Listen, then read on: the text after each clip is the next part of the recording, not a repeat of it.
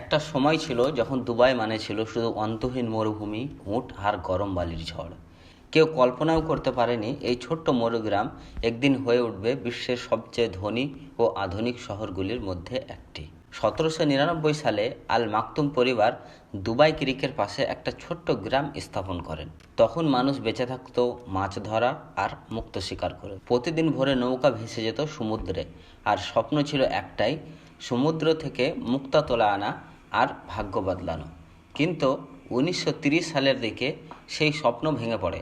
জাপানে তৈরি হয় কৃত্রিম মুক্তা, ফলে দুবাইয়ের অর্থনীতি ধ্বংস হয়ে যায়। মরুভূমির শহরটা তখন যেন প্রায় একদম শেষের দিকে। কিন্তু ভাগ্য বদলায় 1966 সালে, যখন দুবাইয়ের মাটির নিচে আবিষ্কৃত হয় কালো সোনা অর্থাৎ তেল। এই আবিষ্কারই দুবাইয়ের জীবনকে বদলে দেয় চিরতরে। শাসক শেখ রাশিদ বিন সাঈদ আল মাকতুম বুঝেছিলেন তেল একদিন শেষ হয়ে যাবে। তিনি ভেবেছিলেন তেল থেকে পাওয়া অর্থ দিয়ে ভবিষ্যৎ গড়ব। তখন থেকেই শুরু হয় উন্নয়নের যাত্রা।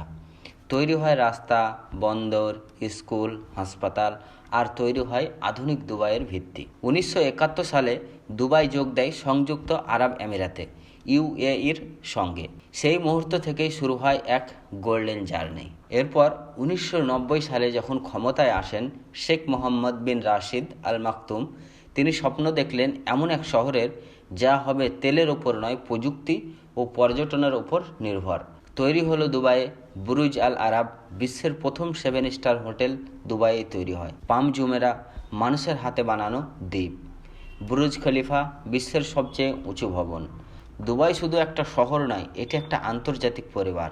আজ 200টিরও বেশি দেশের মানুষ একসাথে কাজ করে এখানে।